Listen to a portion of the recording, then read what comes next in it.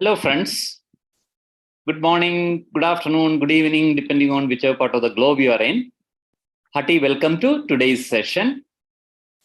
Team Learn from the Legends and NNF Next, thank you profusely for joining us today. It is a huge honor for us to have you all, your continuous presence in all the sessions in our series.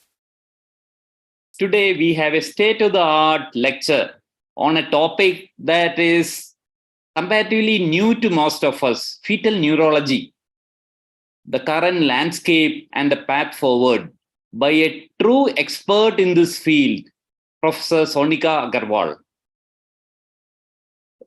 We have Dr. Somashri Rai from Kolkata and Dr. Akash Pandita from Lucknow to moderate this session as well. Hearty welcome both of you. Now to introduce the faculty for today, Dr. Agarwal is an assistant professor in neurology and pediatrics at Children's Hospital of Philadelphia, Perelman School of Medicine at the University of Pennsylvania, and trained at Baylor College of Medicine, Texas, Children's Houston.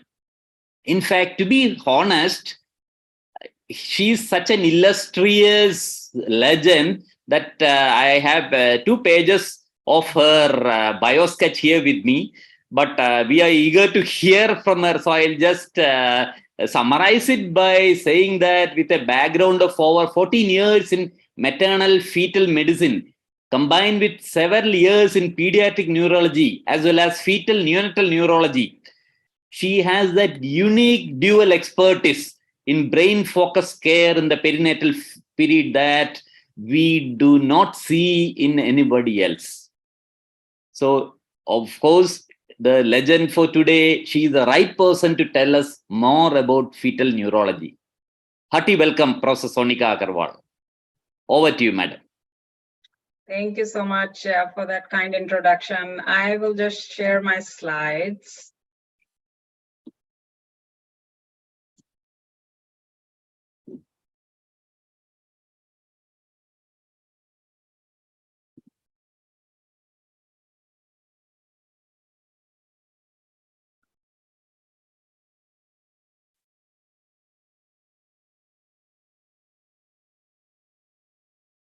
Yes, it's working perfectly. Okay, can you see like the whole slide show advancing? No. I can. What about others? Agash, Somashri? Are you able to see? Yeah. Yes, good evening, sir. Yes. Hi, good evening. Good evening. Yeah, we can see. Yeah, it's clear. Let's start. Great. So I'll give an overview for the field of fetal neurology and how initially, obviously, for many decades, our assessments were based on when the baby was born, right? And now gradually the field has evolved into fetal neurology with explosion in the neuroimaging, the genomics and infectious testing and all the prenatal advancements that are there that help us make a diagnosis in utero. So I'll give an overview of the commonly seen conditions. In 40 minutes, as much as I can cover, how we go over the counseling process and about the development of the Fetal Neurology Consortium and some of the current work that we are doing. So if you focus on neonatal period, so this is like from the Global Burden of Disease study where disability adjusted life years, the DALYs, in the first 28 days of life are as high as 40%. And throughout the lifespan, this goes to various conditions in various age groups. It's about 10 to 15%. But you look at the burden of disease in the neonatal period, and majority of it is due to prematurity and neonatal encephalopathy. But gradually, we are also understanding a large number of these infants who are born encephalopathic. The origin of that condition could be from the prenatal period. Now, if you look at the full field of fetal and neonatal neurology, it starts with the assessment from the pregnancy about the pregnancy conditions, any obstetric complications, history of any exposures, any other high-risk pregnancy issues such as multiple pregnancy, preeclampsia, diabetes, and then other toxic exposures, nutritional disorders, mental health disorders. Then the field of understanding of placental problems, placental ischemic or infectious, how the placenta impacts the growth of the baby and the fetus is also increasingly being understood. And all these conditions can be diagnosed prenatally through imaging or ultrasound or fetal MRI. And then there is this smaller percentage where problems around the time of delivery and birth can lead to an infant being born encephalopathic. And babies, through our assessment in the newborn period, we know babies can present with encephalopathy, seizures, stroke, prematurity-related complications, exposures to drugs and toxic medications, and due to other medical disorders or genetic disorders. So focusing on the field of fetal neurology and what has changed in the last 2 decades and which continues to evolve very rapidly, and there's no standardized guidelines or the process of counseling. Every center is their own center-based or expert-based. So it starts with the anatomy scan that happens, and then the patient gets referred for a fetal MRI. And increasingly now, infectious testing for CMV, toxoplasma, parvovirus, Zika virus. So all these have evolved in the last few decades. Amniocentesis could be done even for genetic panels, be it a focused gene panel or a whole exome sequencing. And studies have shown, if you see to the right of the slide, how whole exome changed the management or the prognostic counseling process even during early in pregnancy, in the 2nd and 3rd trimester sometimes. And as we see weigh in all the imaging, the infectious, the genetic testing, there is a complex counseling process with a team of specialists, so including the obstetrician or maternal fetal medicine specialist, with the fetal neurologist, the genetic counselor, and any other specialties based on what the diagnosis in the imaging is related to a cardiac disorder or renal disorder. So those specialties also get involved. The complex counseling process is done, planning for delivery, and then follow-up of these infants and the long-term early intervention process. So whenever we meet a patient in the prenatal period in pregnancy, after the imaging is done, the labs are available, all this information is integrated to discuss, and they have questions about the delivery. What is the timing? What is the location? Perinatal monitoring continues by the OB and the MFM teams, and other consultants get involved. Our focus as neurologists is mainly in integrating of the neuroimaging, the genetic testing, the prognostic counseling process, and what this could mean over years as their baby matures. What are the neurodevelopmental challenges they could have, the early intervention, and the multidisciplinary or multi-specialty follow-up that is required. So I'll be discussing some of the recently seen cases over the last few years and trying to give you an overview of the common conditions. Ventriculomegaly is the most common condition, and it can be either due to an infectious cause such as CMV, toxoplasma, parvovirus, Zika, and others. It could be unknown virus. Sometimes on amniocentesis, we cannot test for every possible thing. So you see here on the fetal MRI, these are the expanded ventricles. This is the postnatal MRI.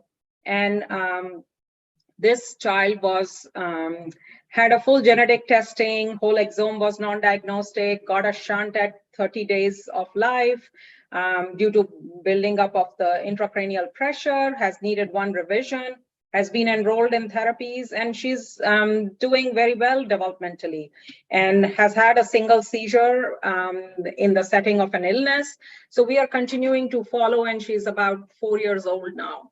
However, ventriculomegaly is very heterogeneous. In the same scan with a similar looking MRI, you could see more profound developmental challenges. This is just one example that I have presented. And now looking at another cause where there is obstruction, the aqueductal stenosis. So these children, sometimes these fetuses can be diagnosed very early. The cortex could be even more thinned out. And there is a range of outcomes with the risk of 50 to 70% of neurodevelopmental delay, global developmental delay.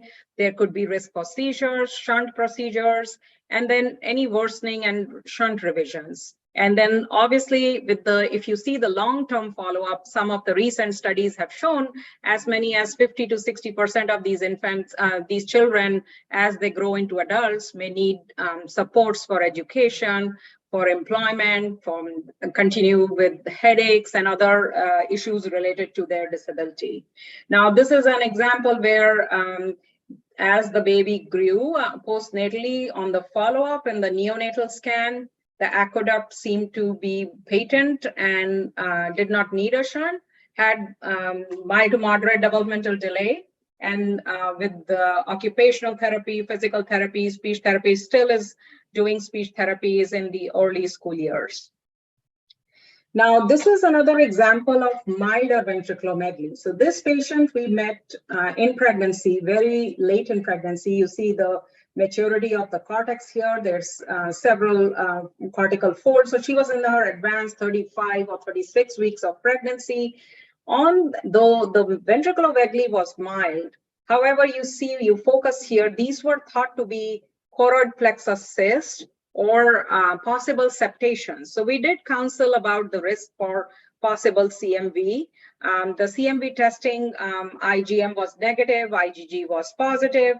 The avidity was, it was inconclusive, and it wasn't thought to be that there was an infection. However, when this baby was born, the baby had frank CMV features of petechiae and mild hepatomegaly, ended up getting treated with valganciclovir for about 6 months.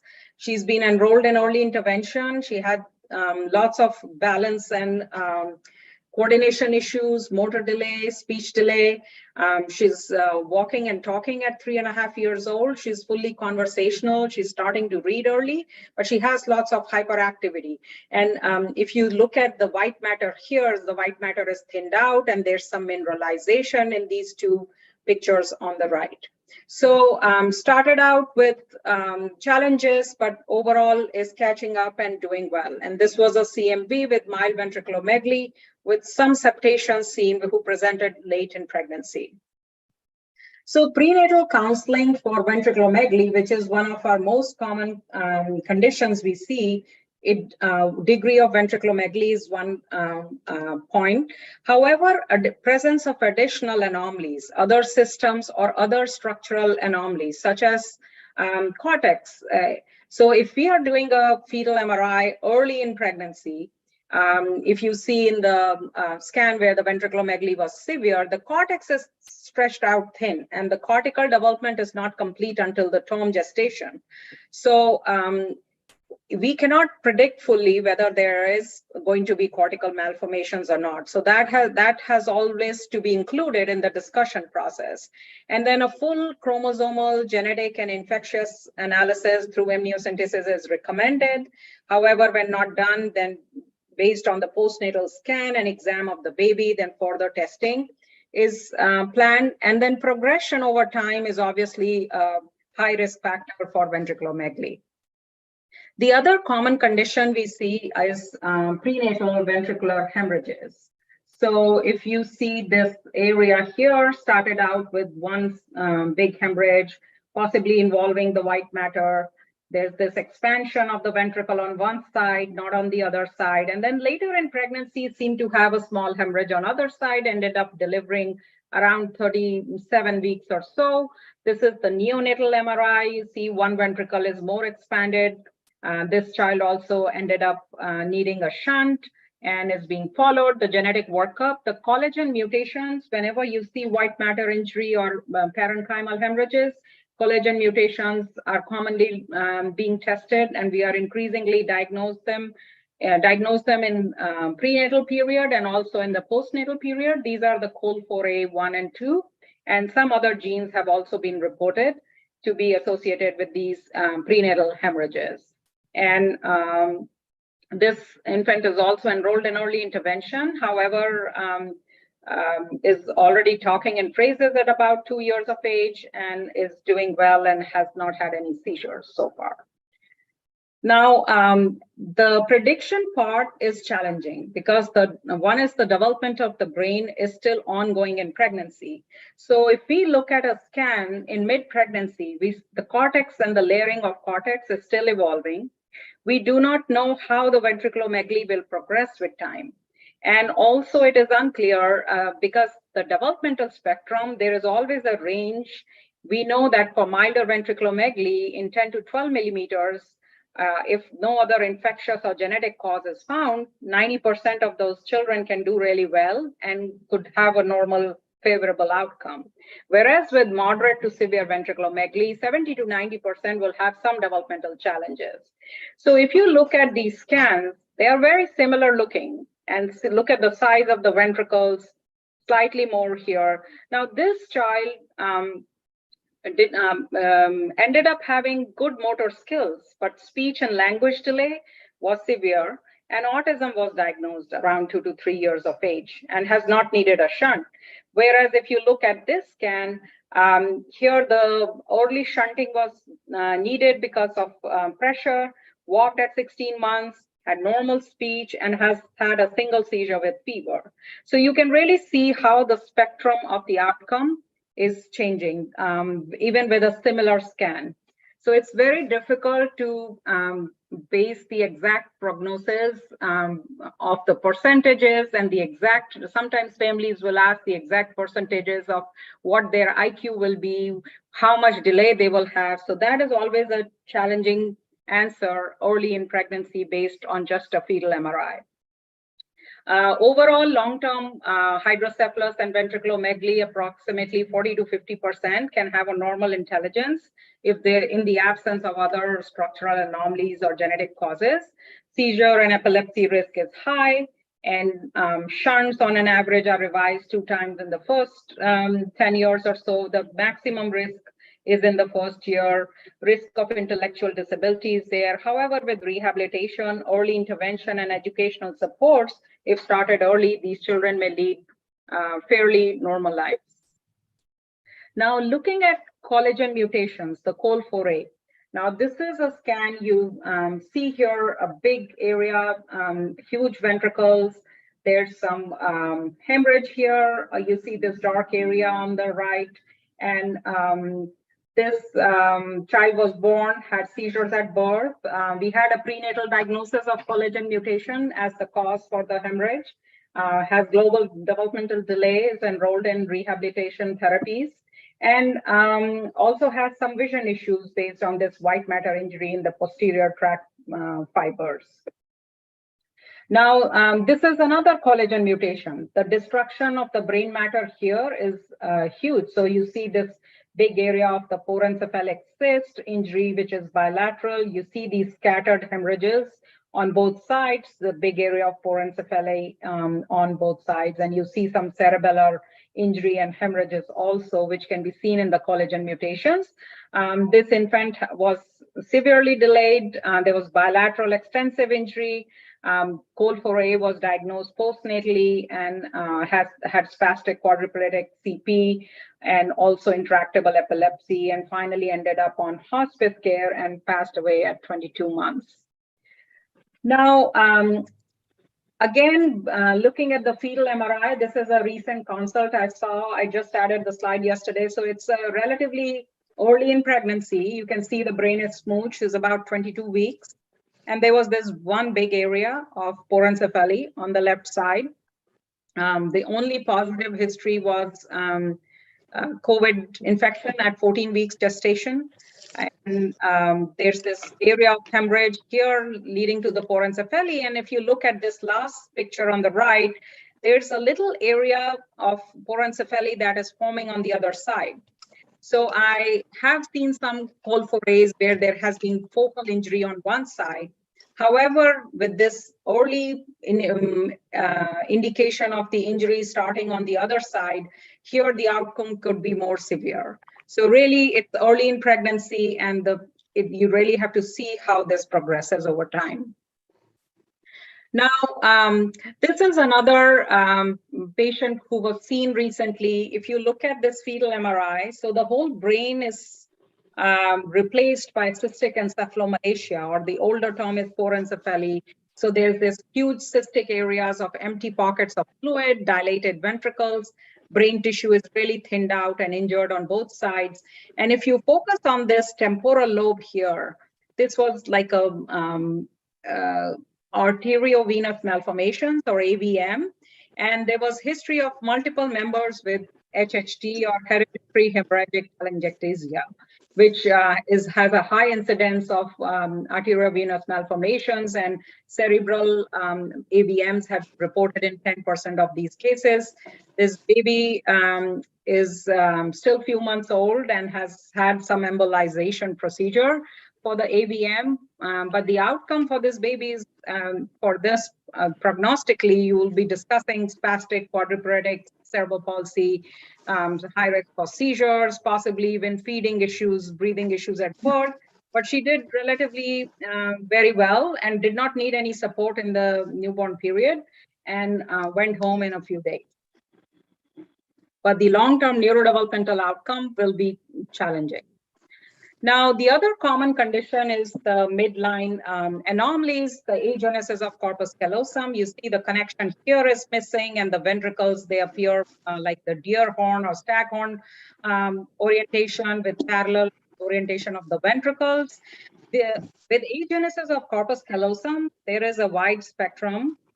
There could be children with milder delay and milder speech and motor delay, some right-left coordination issues, learning disabilities. However, they could be the other side of the spectrum where these children could have more profound delay, especially when there is an association with a genetic syndrome or an associated cortical malformation.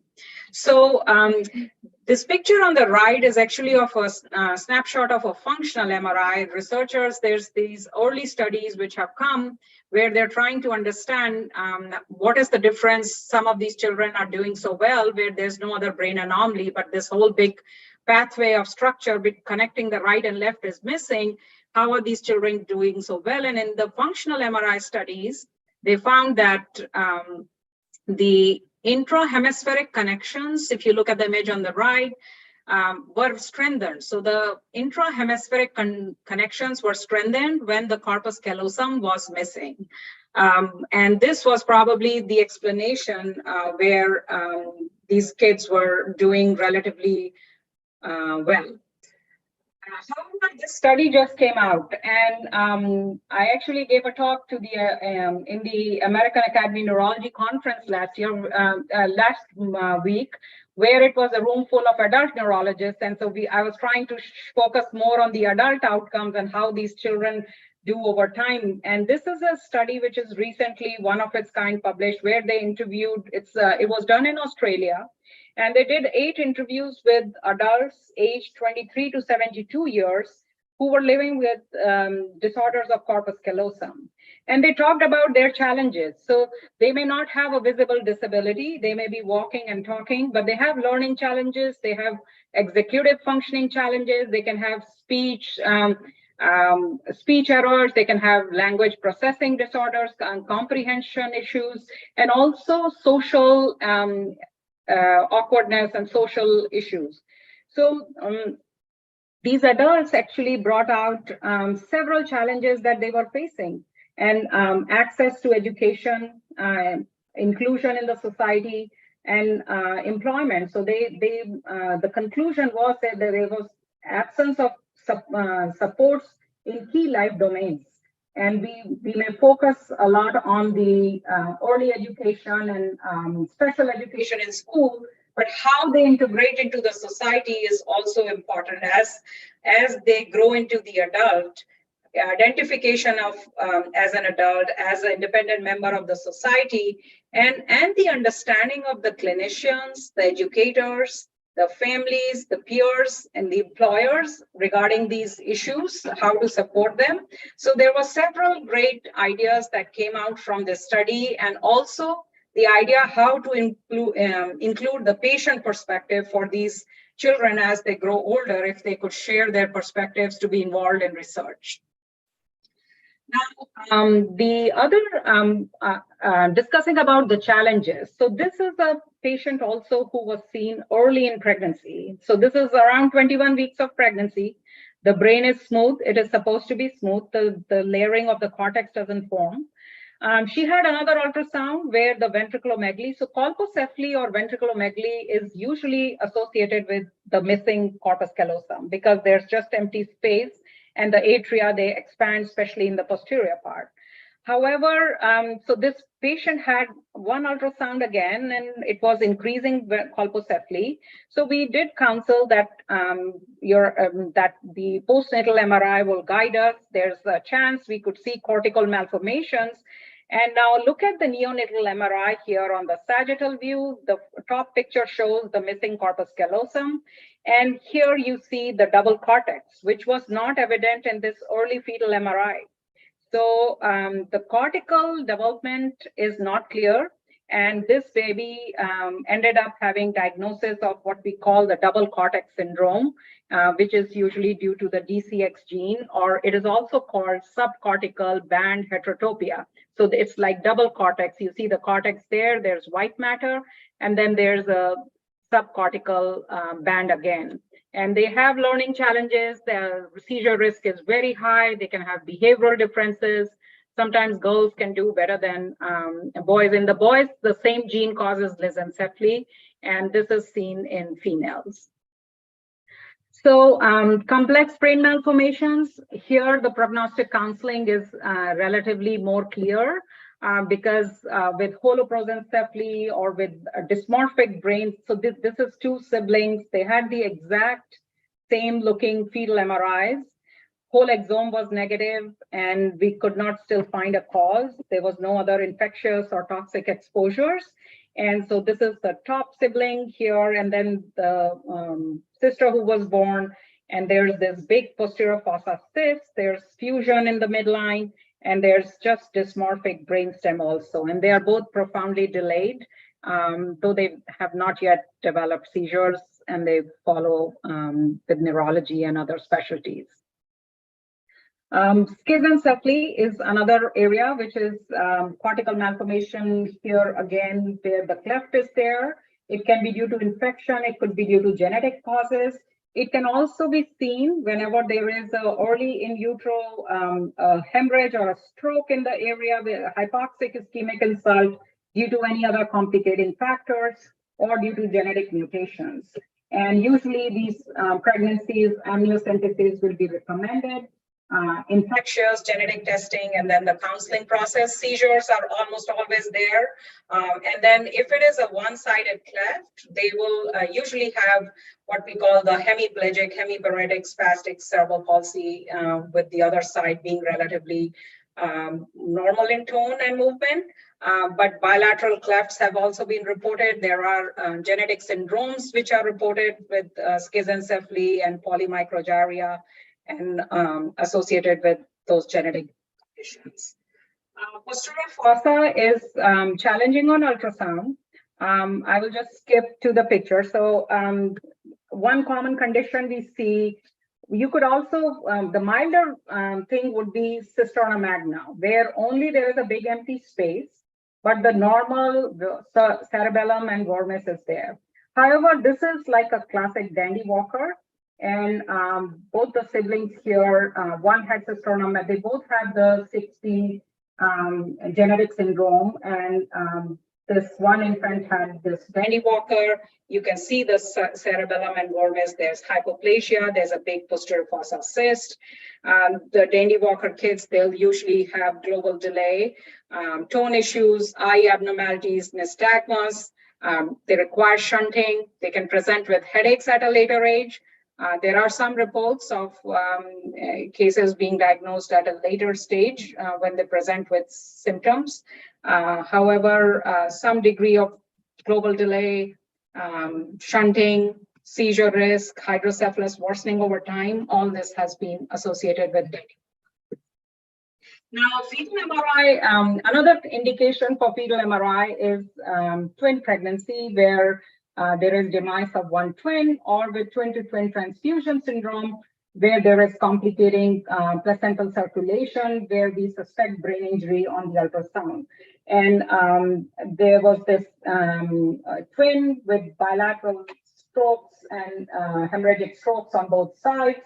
And so fetal MRIs also helps with twin pregnancy, although it can be very challenging due to position and the orientation of both the babies, and just the fetal MRI reading process itself may be challenging. Now, whenever we counsel these families, obviously, if you integrate it with the neonatal part when the baby is born, there's so many questions in the prenatal period, like what is the diagnosis, what caused this, what is the long term going to look like? Are they going to be independent? Are they going to need special services?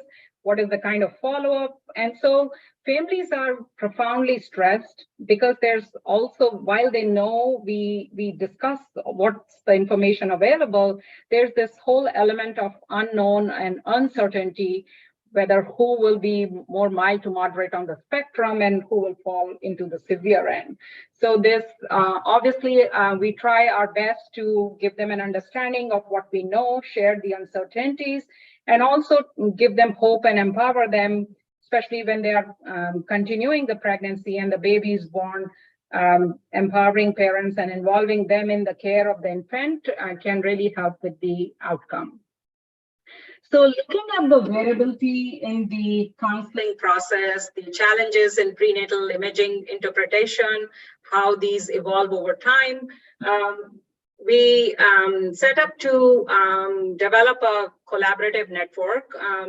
This is the work I started about 2 years ago, almost 2.5 years, for educational, clinical collaborations and research collaborations, because the field is so new. And when we sent out a survey through all these centers, so these are the pictures of all the centers we have. These are the collaborators. We worked together to create a fetal neurology practice survey, and this was sent out to all programs in the United States to get the understanding of the practice of fetal neurology, so we could guide the program development, the guidelines, and the clinical and research collaborations.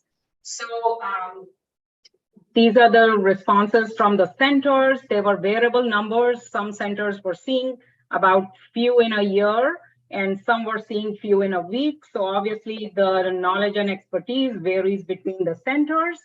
If you look at in the response of these fetal neurology survey, the gestational age was very variable. So it is usually recommended after 20 weeks. However, sometimes early MRIs were being done, and sometimes you see there's late referrals when abnormalities are noted on a later ultrasound. However, the most typical gestational age is after the anatomy scan, which is done around 18 to 20 weeks, and then the fetal MRI is happening in that 20 to 21 weeks window or little later. Now, the common diagnoses are some of the ones for which I presented the examples. So ventriculomegaly, absent septum pellucidum, midline agenesis of corpus callosum, posterior fossa anomalies, the cortical malformations, microcephaly, spinal anomalies, and the complex brain malformations. And then non-CNS consults can also be seen in association. However, CNS, central nervous system diagnosis, are the top indication for fetal MRI, and fetal neurology consultations are rapidly increasing at various centers. Now, involvement of genetic counselors and trainees for these consults was also very variable. About half were involving genetic counselors to some degree, and but a large number did not have any involvement of genetic counselor at the site. And at smaller centers, not every specialist may be available on the same day for these consultations. And there's also a gap in trainee education, because pediatric neurologists are graduating. Not at every center they are getting to learn how to do these fetal consults. However, they may end up in a practice and end up seeing some on their first month as they start as a faculty or attending. So training is very important. Genetic testing was very variable, gene panels, whole exome discussions. So genomics and whole genome has increasingly being used. And in just about the last, if I look at my own practice in the last 2-3 months, I have had at least 3 new diagnoses by whole exome in the prenatal period, where we went back and did the counseling again based on that particular genetic cause for the brain malformation. Postnatal follow-up is also variable between centers. Not all centers are doing the formal developmental testing. Ages and stages questionnaire is used commonly. However, a majority are just doing clinical assessment by the pediatrician and the pediatric neurologist. And loss to follow-up and challenges with follow-up is always there for these pregnancies. So the role of having registries and natural history collaborative networks is very important. And then in the survey, we asked about what are the requirements that participants who are doing fetal neurology consultations, what would they like seen in the coming months at conferences. So there was a big demand for clinical guideline development, outcome studies, more training on reading fetal MRIs, how to do a fetal consult, discussion about prenatal genetics, ethics and palliative care and basic report were also in the topics. Now, this is the one of the couple papers that we have brought out. One is especially a topical review. This is already out if you would like to download and read, especially discussing the challenges in the field and what is the difficulty fetal neurologists and prenatal counselors, prenatal specialists experience in prediction of the neurodevelopmental outcomes. And this is the survey study which has been accepted and will be out soon. And so the future guidance based on our various meetings and talks has been that the fetal neurology consults are actually increasing with time. More fetal MRIs are being done when an abnormal ultrasound is seen in pregnancy. So large-scale outcomes data, natural history studies are needed, evidence to guide the evidence-based care. So the supporting collaborative networks between programs, between countries to guide the guidelines and practice, and also for curriculum development for trainees and for program development is the what can make this field successful. And because right now the care is very expert-based or center-based, and the collaborative network, this is just like the experience from our one single country. And if we go around looking between other countries, then obviously we will be sharing our knowledge and learning from each other. And so the fetal neurology, this early period is important. In globally also, the sustainable goals by WHO regarding the improvement of maternal and infant health, neonatal health. So really the care in the pregnancy and the first few years of life as we follow these children is really important, and good early diagnosis, timely management, prenatally, perinatally, and postnatally, and connecting them with the right rehabilitative support and therapies can really help improve the overall outcome. And so that's all. And this is just a picture of all the places that I've starting out in Varanasi. I'm Institute of Medical Sciences, and then at All India Institute of Medical Sciences, where I did the high-risk OB MFM training and worked there as a faculty. And then at Texas Children's, when I moved to the US, and now I'm currently at Children's Hospital of Philadelphia here. So I think I'll stop sharing, and then we can have enough time for questions and discussion. Wow, and it's actually an amazing description of something. I mean, this very difficult topic made so simple. So may I request the moderators to kindly take over, Dr. Somashri and yeah, Dr. I don't see him here. Dr. Somashri, yeah. Yes. Dr. Akash is Yeah. not there.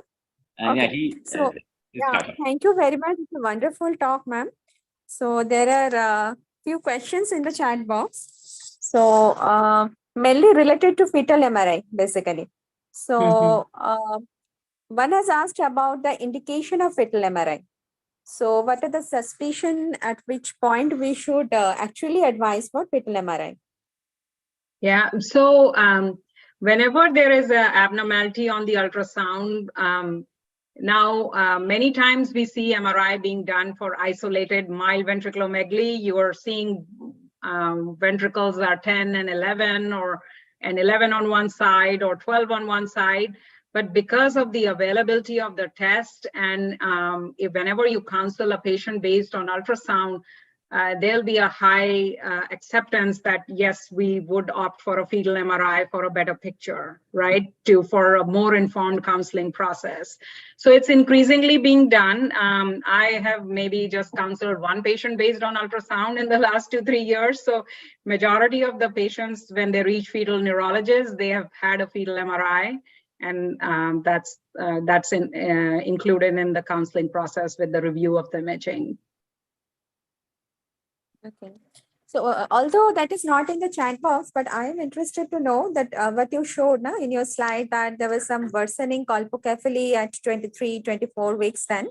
So is it an indication for termination? What you feel as you have shown the outcome letter? So at this point, if the parents want counseling for the termination, so what will be your advice? So I think if decision making is involved, we have done a second MRI also. However, for this family, they had already made up their mind and they said, okay, we'll wait for the postnatal scan. They were, I think, already 32 weeks or so, because, you know, the legal limits at every state, every country, it's different, and it's not an easy process. Majority who have gone to that stage around 28, 30 weeks will have already made up their mind. But we have done second MRIs rarely. It's not the standard practice, but only when family is really insisting and wanting more information. Okay.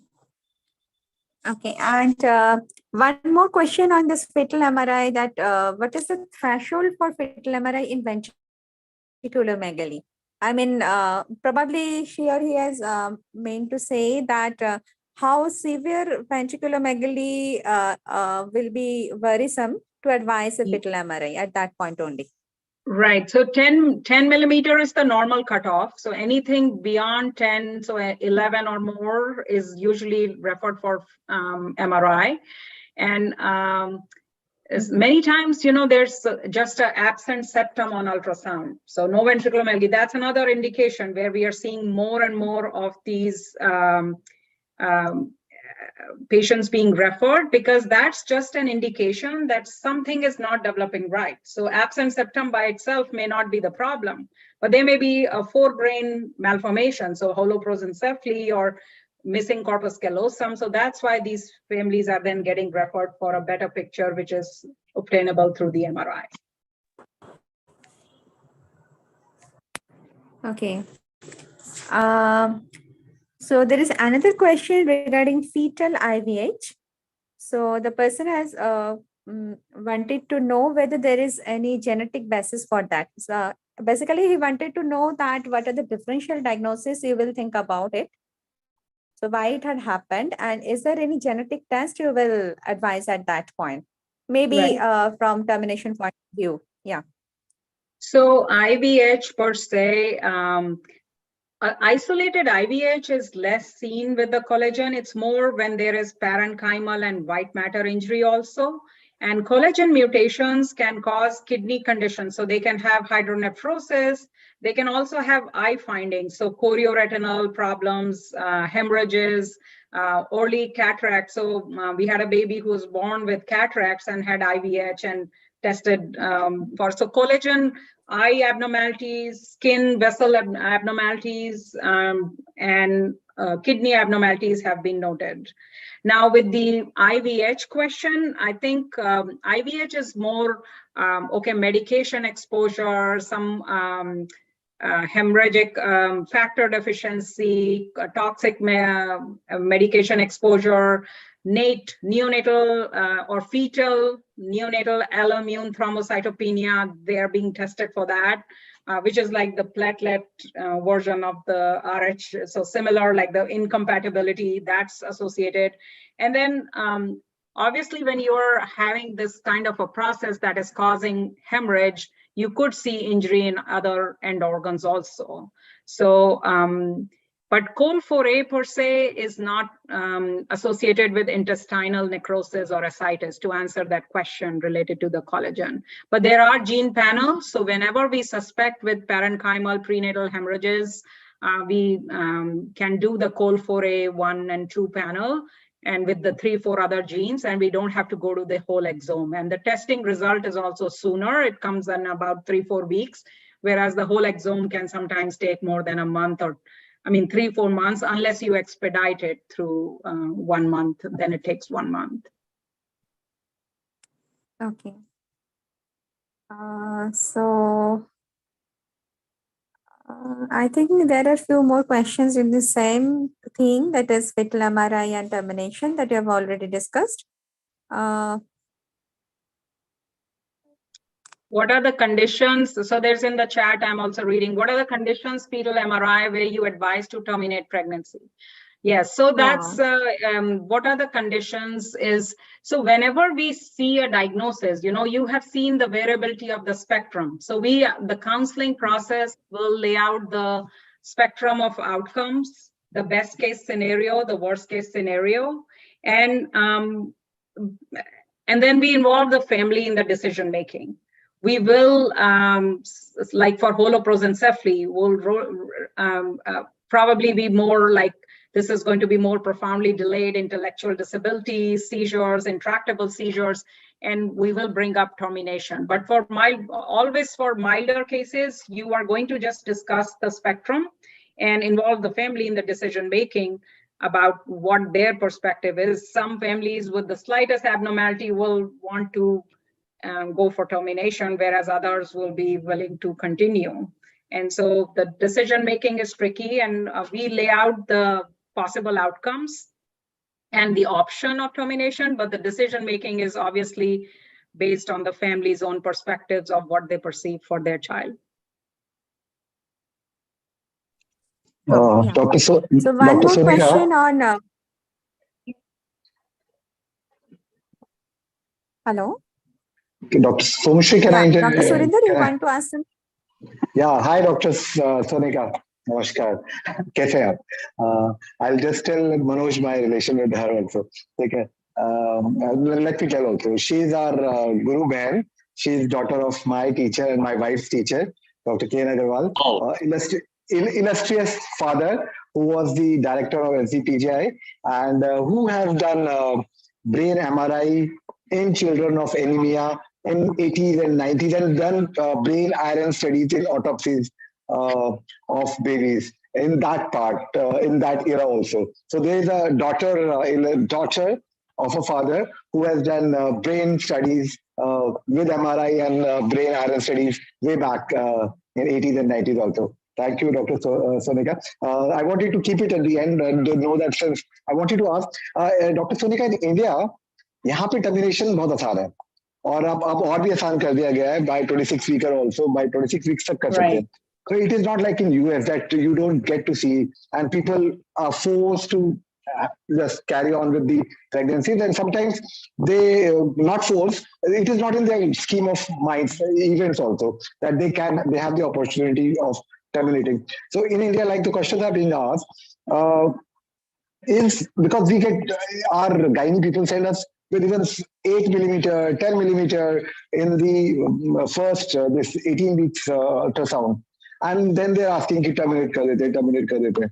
So obviously, when is how till even if you want to know कि कब उसको दोबारा देखना है, what is the best time to repeat an ultrasound? Next week or 2 weeks or 4 weeks, 6 weeks? When is the time? Yeah. When there is a window of now with the new MTP Act in India of actually having a baby with no major malformation or major disability. Right. So So the ultrasound or MRI, usually we wait at least 2 weeks to repeat it. I know the time window is very critical, but I was actually speaking with my colleague from AIMS last week, and there was a recent amendment in the MTP Act, which she shared, where for anomalies, it is allowed even at a later gestation through the discussion in a medical advisory board established in the hospital, right? And in US, obviously, with the recent change in the law, it has been a big problem, and patients are actually going across state borders. So it's a big challenge and an issue which is being advocated for change, but we are still waiting for counseling patients, and then they're going to another state where the limit is higher. So the MFMs and the OBs, they are guiding them. But typically we would wait at least 10 to 14 days for a repeat scan to see for the anomaly again if you are in doubt and if you think the decision making can be changed. We have another question from Livert Flores. Dr. Livert has been with us for the last 3 years, continuously attending most of the webinars. He has wished you good morning, good presentation. And the question is, if a pregnant woman has history and risk factors for brain malformation, after how many weeks you can request an MRI? So the best is to request around 20 weeks minimum, because earlier MRI, then you may have the posterior fossa, vermis, cerebellum, part of the corpus callosum, they are still forming. So an early MRI is not so helpful. You should at least try to get it closer to 20 weeks. Dr. Somashri? Yes. There are lots of questions. I think this point is still not clear. They're asking the role of whole exome sequencing, the total panel of genetic testing in case of, ventriculomegaly. So will you please elaborate, ma'am, on this regard? And also they're asking the relation of the genetic test with some form of brain abnormality, like they're thinking of maybe corpus callosum agenesis may be associated with some genetic risk factors can be there. In case of NKH also, there can be something there. So what will be the full panel of genetic tests we can advise if we see such type of brain anomaly? Maybe for the next child, that will help. Yeah. Right. So even in the current pregnancy, when you are seeing ventriculomegaly, the Society of MFM in America, so they have recommended that all ventriculomegalies will be recommended an amniocentesis. Now, the patient may choose not to do it, but the recommendation is amniocentesis with infectious testing, CMV, toxo, parvo, whatever. If you are suspecting some other, then do that, and karyotype and chromosomal microarray. So that's the minimum recommendation. And after that, if the counseling process starts, so if all those tests are negative, then with mild ventriculomegaly, we'll say 90% will have a favorable outcome. But in 10%, we always discuss that you're early in pregnancy and the cortex is still forming, and there could be undiagnosed cortical malformation, or like with subtle dysmorphic features like genetic syndromes, you may not be able to always see on ultrasound and MRI. And we always can have a discordance between the prenatal and the postnatal testing. Now, looking at the panel, so whenever we are suspecting a particular genetic syndrome, then we go for that gene panel. So if we are thinking collagen 4A, then col4A1 and 2, or if there's hydrocephalus and aqueductal stenosis, then the L1CAM, the cellular adhesion molecule, so L1CAM gene mutation. So there's a hydrocephalus panel. We also have a brain malformation panel, which we do commonly postnatally, which has about several genes which are commonly seen associated with brain malformations. But over the years, the increasing trend is whenever we are seeing these babies postnatally, we are usually now going to whole exome to just get a better yield rather than doing a stepwise, doing a panel and then getting to whole exome. So based on your availability and your putting together all the clinical information, the panel is decided.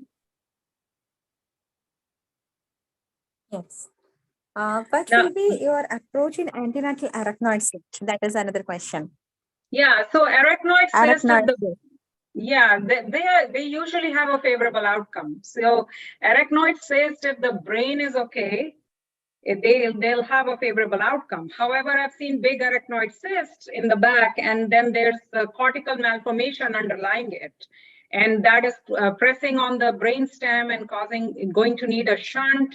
The underlying brain is abnormal. So your counseling will be based on the postnatal scan. How does the brain look in the area under the arachnoid cyst? Now, someone has asked a question in the chat about possible movements in the fetus.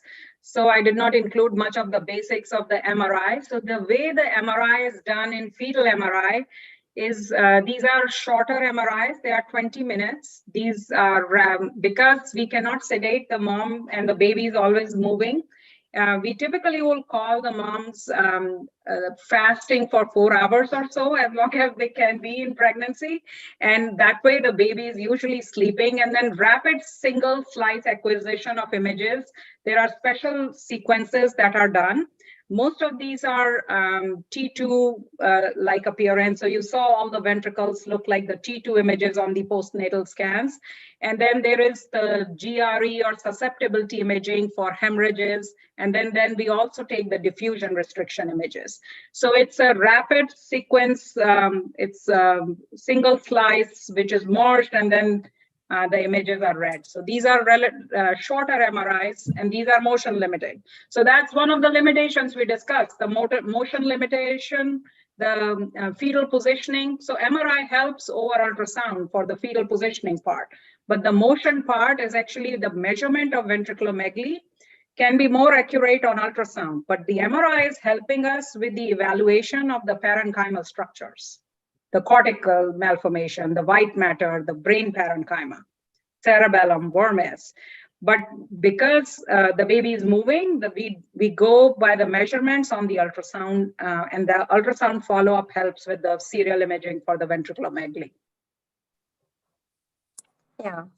Ma'am, there is one more question in the chat box, that if there is prenatal diagnosis of intraventricular hemorrhage, but in the postnatal ultrasound, we see that it is absolutely normal. So should we still advise for an MRI? In postnatal? Yeah, so if you mean you saw a fetal MRI with IVH? Yeah, and later, yes. Yeah, there is nothing. Yeah, so the germinal matrix hemorrhage, right? You can see hemosiderin lining the ventricle. Mm-hmm. Many times, I think if the hemorrhage is significant on the fetal MRI, we usually will advise a postnatal MRI, especially to evaluate the aqueduct. And just be sure if there's any hemosiderin or blood that is causing fibrosis of the aqueduct and tightening, then whether we need a follow-up scan and how closely we monitor.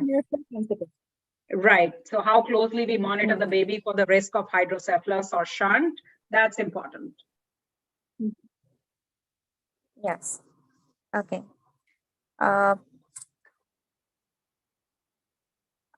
Anything? How common is torch infection and fetal brain pathology in your setup?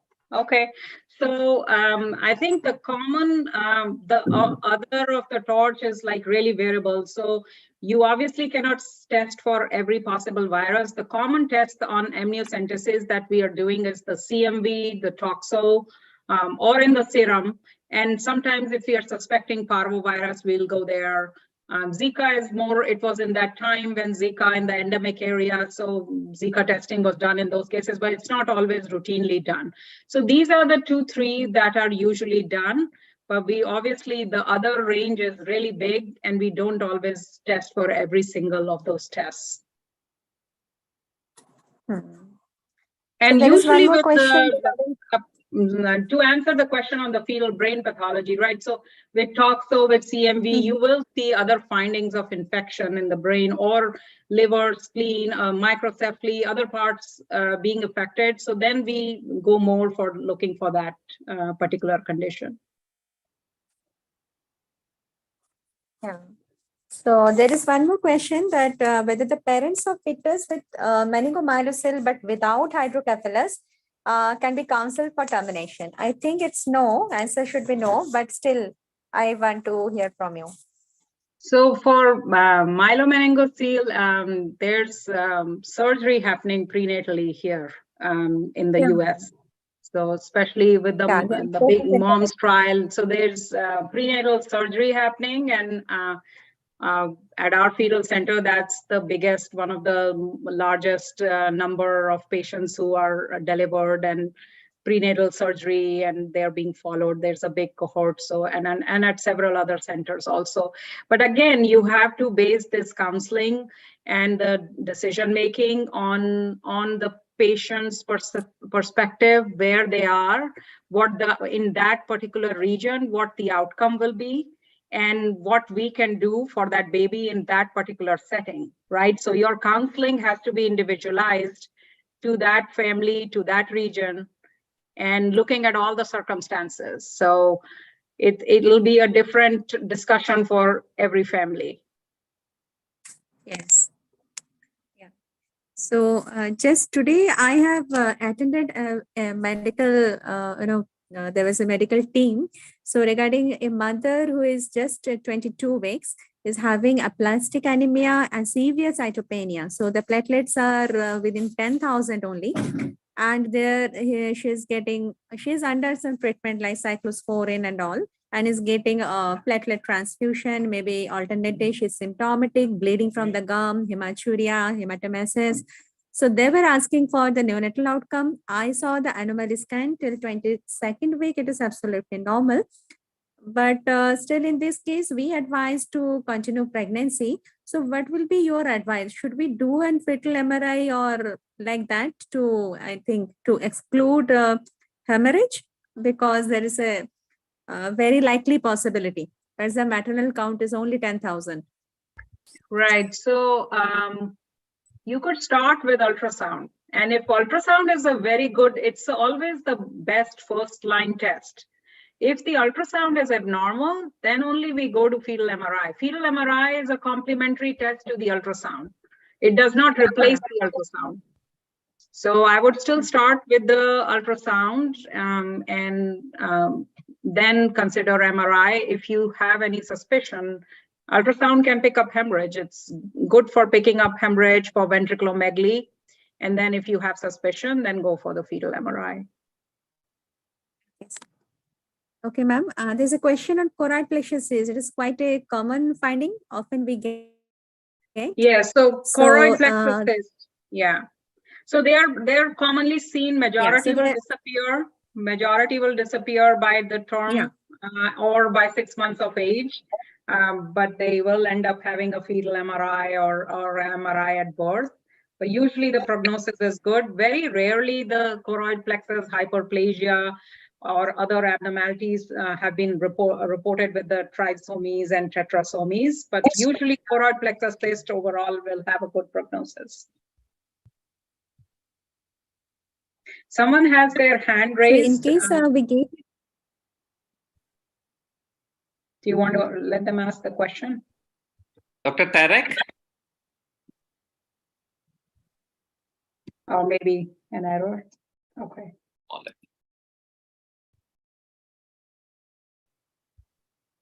Choroid plexus. I saw another question here in the Q&A that I was going to answer. I'm just going through the list. So what would be the indications for whole exome? For example, corpus callosum anomalies may be associated with various metabolic disorders, including non-ketotic hyperglycemia. Yes. So with the corpus callosum, when we counsel them about the 20 to 30% risk for association of genetic or metabolic disorders. And then if family opts for the whole exome, then we will obviously, but we cannot test for every possible metabolic disorder prenatally. And so usually we will be doing the whole exome through the amnio if family agrees and opts for it.